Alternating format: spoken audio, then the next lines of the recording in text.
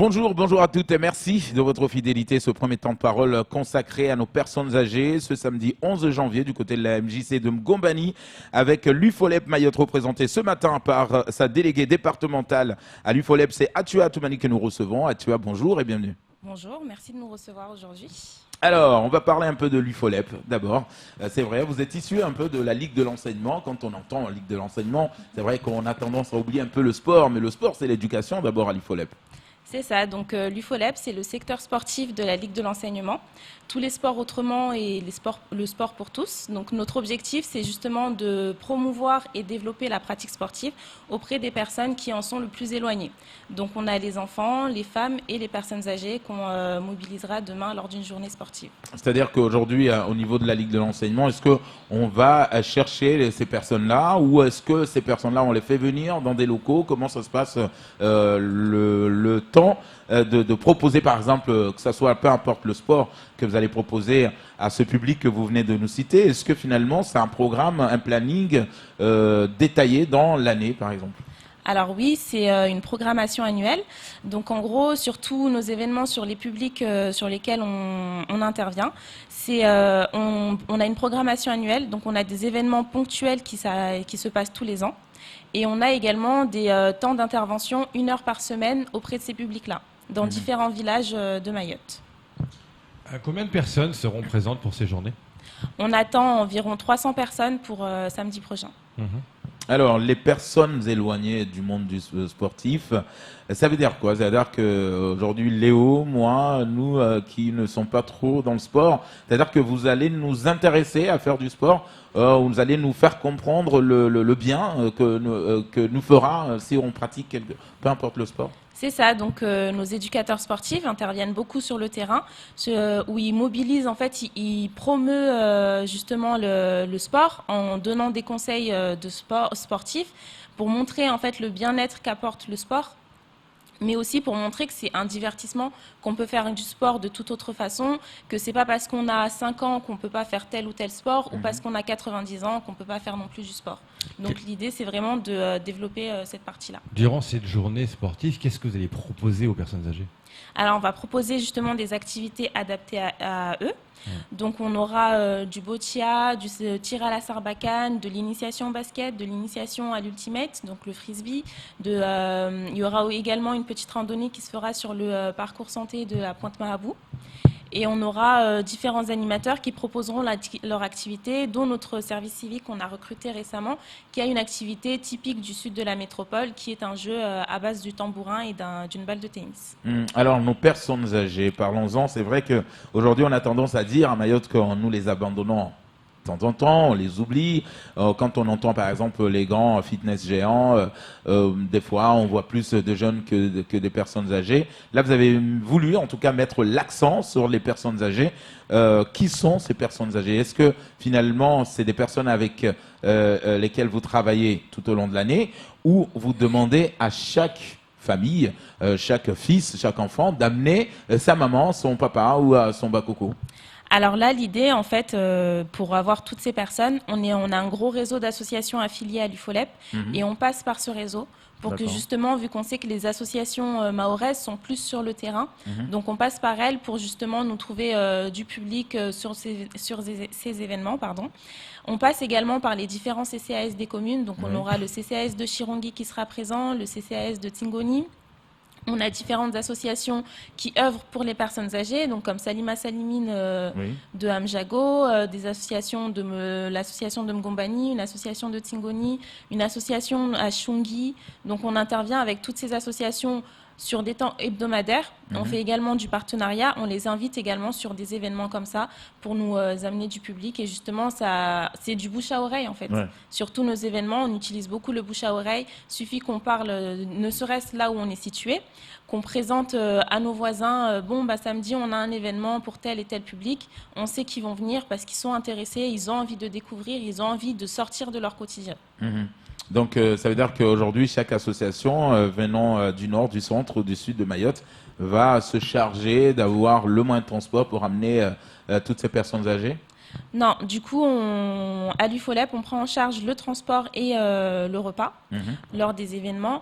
Donc là, l'idée, c'était vraiment qu'ils nous trouvent le public. D'accord. Et si ils sont inscrits, donc on demande à ce qu'il y ait une liste d'inscription pour que nous, on puisse leur établir une licence, ce qui nous permet de justifier la prise en charge du repas et du transport. Une licence, ce sont des personnes âgées, très fragiles parfois, avec les problèmes de santé que nous connaissons à Mayotte. Justement, en parlant de licence, est-ce qu'on a besoin aujourd'hui, quand on propose ce genre d'événements sportifs à nos personnes âgées, est-ce qu'on demande, c'est obligé de savoir, allez, au niveau des certificats médicaux, est-ce que madame, est-ce que maman, est-ce que mamie peut faire une pratique sportive sans la mettre en danger? Est-ce que tout ça, c'est étudié avant? Oui. Alors, il est important pour pouvoir établir une licence à l'UFOLEP d'avoir un certificat médical, donc sur lequel sera indiqué les sports possibles ou non à pratiquer avec nous. Et en fait, il faut savoir que nous, on a des éducateurs formés pour justement s'adapter en fonction du public sur les différents sports qu'ils proposent. Ce sera organisé où exactement? Donc on sera à la MJC de Mgombani. Donc on sera sur le parvis. Bon, en cas de pluie, on sera à l'intérieur. Et il y a juste le matin à 9h où il y aura un petit temps de randonnée sur la pointe Mahabou. Donc ça, c'est réalisé une fois par année? Oui, une fois par an. Est-ce qu'il n'y a pas une envie de faire ça plusieurs fois par rapport à éventuellement un engouement? Parce que ça paraît, pour finir, assez court, une journée seulement. Tout à fait. Donc en fait, on est sur cette évolution-là. On aimerait proposer plus de choses, plusieurs fois dans l'année. Mais le souci est encore qu'on est une petite équipe. UFOLEP existe depuis 2012. Aujourd'hui, on est heureux d'avoir 5 personnes dans notre équipe pour pouvoir réaliser ce type d'événement. Mais ça reste encore pas assez pour réaliser ce genre d'événement plusieurs fois dans l'année, sachant qu'on a déjà un calendrier bien rempli, notamment avec l'organisation de la course de pneus, l'organisation des événements autour des enfants, des femmes. Donc on organise également des accueils collectifs de mineurs. Donc avec notre équipe, on ne peut pas pour l'instant faire plus, mais c'est une volonté, oui, qu'on espère... Peut-être de faire dans plusieurs endroits dans Mayotte, pas forcément toujours au même endroit. Oui, l'idée aussi, c'est en fait que cet événement permette de réunir les personnes sur lesquelles on intervient sur des temps hebdomadaires, donc 1 heure par semaine, toutes les semaines. Donc l'idée, c'est vraiment de réunir ces personnes pour qu'ils se rendent compte, ah bah oui, il y a un tel qui fait aussi du sport, donc je suis pas la seule. Ne pas avoir honte aussi, c'est aussi des choses qu'on rencontre, surtout au niveau des femmes, qui ont honte de faire du sport devant des hommes. Et là, ça leur permet de se rendre compte, non, qu'elles sont pas les seules. Et là, c'est les personnes âgées, ça leur permet aussi de se rendre compte qu'ils sont pas les seules à pratiquer du sport. 1 fois par semaine. Alors, qui sont vos partenaires? Parce qu'à part les associations qui sont aujourd'hui affiliées à l'UFOLEP, qui proposent également ces événements sportifs à nos personnes âgées, est-ce qu'il y a d'autres partenaires que ça intéresse? Ça intéresse de voir, parce que voilà, c'est vrai que tout le monde aujourd'hui doit être acteur pour protéger nos personnes âgées. Est-ce qu'il y a finalement d'autres partenaires, que ce soit au service de l'État, du département? On sait qu'aujourd'hui, la Ligue de l'enseignement est partenaire également, est issue du CD, mais est-ce qu'il y a d'autres partenaires? Oui, alors comme vous l'avez dit, il y a le conseil départemental qui nous finance, la politique de la ville aussi qui nous finance sur nos différentes actions. Et sur la journée, on aura aussi la présence de l'UDAF, de Redia Bilang et Amalka. L'idée, la présence de Redia Bilang et Amalka est vivement souhaitée parce qu'on souhaite également faire un lien avec la sensibilisation sur le sport santé. Donc montrer aux personnes âgées, les sensibiliser sur les problèmes de santé liés à la vieillesse. Oui. Mais aussi leur montrer que même si vous avez tel ou tel problème de santé, vous pouvez faire telle ou telle activité sportive. Alors, ces personnes âgées, c'est pas la première fois, en tout cas, que vous leur proposez un événement pareil.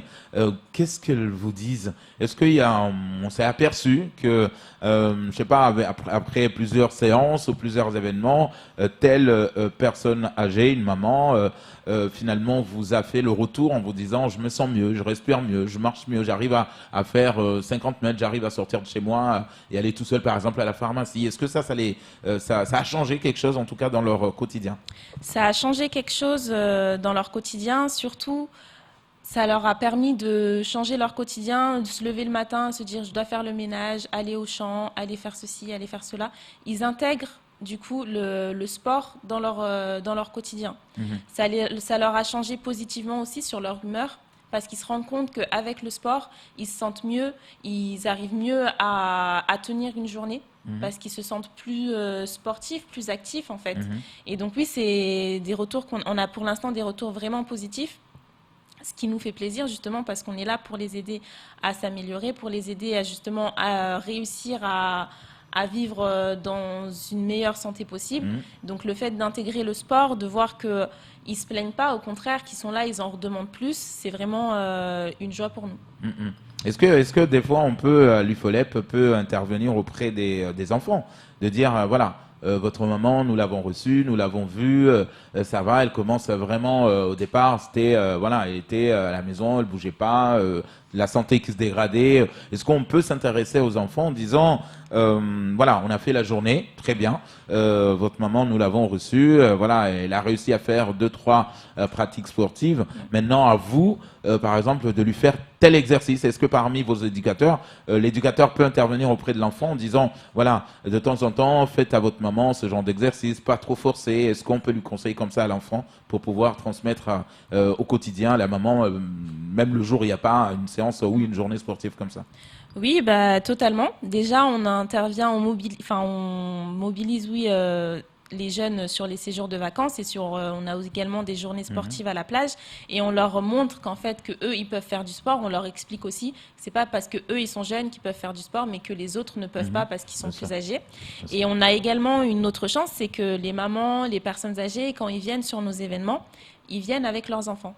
Du coup, on a un côté aussi intergénérationnel et ça nous permet justement d'intervenir auprès de ces enfants, de leur dire, bah, vous voyez, votre mère aujourd'hui ou votre papy aujourd'hui, il arrive à bouger, il arrive à faire quelque chose, donc il faut le motiver pour qu'il fasse plus. Donc là, si j'ai bien compris, c'est une journée un peu découverte aussi pour les personnes âgées pour faire ce sport-là. Est-ce que le but, c'est de pérenniser ça chez eux, qu'ils fassent ça régulièrement, leur donner envie de continuer à faire ça, mais pas une fois par mois ou comme ça, mais le faire régulièrement? Oui, l'idée, c'est en fait de leur donner envie de pratiquer une ou plusieurs activités sportives sur du long terme, que ce soit chez eux ou que ce soit en prenant une licence dans un club ou association sportive. Il y a beaucoup de clubs comme ça? Il y en a peu. Ouais. C'est pareil pour les femmes, on en parlait à la journée Mchumchi Sport Naonono, c'est qu'il existe peu de clubs qui accueillent des personnes âgées, mais c'est aussi pour nous une façon de motiver ces clubs-là à accueillir ce type de personnes. Alors, Atua, on le sait que ça sera ce samedi 11 janvier du côté de la MJC de Mgombani. Donc, en cas d'averse, bien évidemment, on utilisera la salle, tout simplement, au lieu du plateau. Quels sont les objectifs, en tout cas pour cette année 2020? Là, vous allez commencer avec cette journée du 11. Mais est-ce que déjà le planning est dressé pour cette année 2020? Oui, totalement. On est chargé. Donc, on a commencé l'année avec une journée sportive avec les jeunes inscrits au centre de loisirs dans la commune de Dembéni. On continue donc ce samedi avec la journée dédiée aux personnes âgées à la MJC de Mgombani. On poursuit avec les séjours de vacances. Oui. Donc, qui auront lieu. Déjà, on sort des vacances, on a déjà des vacances. On parle déjà des vacances au 1er mars. Ah bah oui. Il faut s'organiser dès maintenant, trouver l'hébergement, les activités. Donc on prépare plein de surprises pour les jeunes qui s'inscriveront. D'ailleurs, pour ceux qui veulent s'inscrire, ils peuvent totalement venir nous retrouver directement à Cavani dans les locaux de la Ligue de l'enseignement pour participer au séjour. Donc tu rentres de vacances, tu t'inscris pour les prochaines vacances. C'est ça. La liste est déjà un peu complète, hein, mais on en prend encore, donc il n'y a pas de souci. Et après ça, il y a quoi d'organisé? Alors après ça, il y a les courses de pneus. Ouais, on aura les courses de pneus qui vont débuter du coup au mois de juin. Mais avant ça, on a aussi des événements UFOLEP. On va organiser notre premier UFO Street. Donc UFO Street, l'idée c'est que on vient avec un véhicule chargé de plein matériel sportif. On se pose à un endroit, on installe notre matériel et on fait bouger en fait et les gens viennent en fonction, verront qu'il se passe quelque chose et du coup, ça les intéresseront, ils viendront et on organisera des petits tournois de différentes activités sportives. L'UFOLEP, aujourd'hui, c'est vrai que vous le disiez justement tout à l'heure que vous travaillez beaucoup avec les CCAS. Est-ce qu'on peut s'imaginer, même si également vous nous dites que vous avez une petite équipe pour l'instant, vous êtes encore une petite jeune structure, donc, mais est-ce qu'on peut voir un peu pousser des intervenants UFOLEP un peu partout dans ces communes où existent les CCAS aujourd'hui?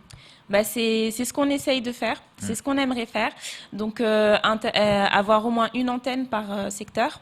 Donc là, on espère prochainement pouvoir s'installer au nord, dans la commune de Mandrabois, où on intervient déjà avec les femmes pour pouvoir dynamiser la commune, dynamiser le nord. Et du coup, l'intérêt, c'est de faire ça avec les différents secteurs, notamment en demandant un partenariat avec les communautés de communes. Alors, en espérant qu'il ne pleuve pas ce samedi 11 janvier, mais espérons qu'il n'y ait pas aussi trop de soleil pour ces personnes âgées. On arrive à quelle heure? Que se passe-t-il? Et puis, on attaque par quoi en premier? Et on finira l'après-midi avec quoi exactement? Alors, on commence à 8h30. Donc, on accueille tout le monde à 8h30. À 9h, donc, j'imagine on commence... le petit Magia Moro, comme on dit chez nous. Tout à fait. Donc, bien sûr, je ne l'ai pas précisé, donc on a des personnes qui sont inscrites, mais ça n'empêche pas que d'autres personnes viennent donc, c'est entrée libre, quoi. Entrée libre. C'est juste qu'on avait besoin d'inscription pour la prise en charge du transport. Donc, mais ceux qui ont leurs moyens, par exemple, sont sur Mamoudzou, peuvent totalement venir... on n'est pas fermé. Donc, et puis, ça continue. Ça commence du coup à 8h30 avec un accueil petit déjeuner. Et on commencera par une petite randonnée à 9h. Donc, parcours santé à la Pointe-Mahabou. C'est ça. Et ensuite, à partir de 10h, en fait, les différentes activités sportives seront proposées sous forme d'ateliers. Donc, il y aura différents stands qui proposeront les différentes activités. Et sur chaque stand, il y aura un animateur ou un bénévole qui présentera l'activité. Et on finira par un fitness un beau fitness géant. Ça, j'imaginais, parce que c'est vrai que moi, ça sera quelle association qui va... Alors, c'est un de nos jeunes, donc je ne l'ai pas précisé, mais on organise des formations professionnelles à l'IFOLEP. Et on a du coup la chance de pouvoir mobiliser ces jeunes lors de nos événements. Et on a un, en fait, qui fait son projet professionnel dans le fitness. Du coup, il interviendra sur cette partie. C'est-à-dire c'est lui qui va mener directement, qui va prendre tout le monde en charge pour réaliser en tout cas ce fitness géant. Exactement, et du coup ça fera partie de son évaluation. Ouais. Allez, Atoumani, en tout cas, c'est clair, le 11 janvier, ça sera cette journée sportive dédiée spécialement, mais les petits peuvent venir, c'est pas dédié spécialement aux personnes âgées, mais les moins jeunes ou la mamie qui a envie d'amener son petit-fils aussi pour y participer, c'est pas interdit. Non, c'est pas interdit. Alors en fait, l'idée de dire que c'est une journée pour les personnes âgées, c'est pour les motiver à venir. Parce qu'on se dit que si on dit que c'est une journée sportive, ils viendront pas, ils diront ah bah non, ça c'est pour les jeunes. À partir de quelle heure c'est considéré comme personne âgée? À partir de quel âge c'est considéré comme personne âgée? On a ciblé à partir de 60 ans. Mais on a des personnes plus jeunes qui viendront. Et en fait, on n'est pas fermé. C'est vraiment, on s'est ouvert à tous, mais on appelle ça une journée spécialement pour les personnes âgées, pour les motiver à venir, pour se dire, mais c'est une journée pour eux. Donc, ils peuvent venir sans avoir honte, sans avoir peur, sans avoir aucune crainte.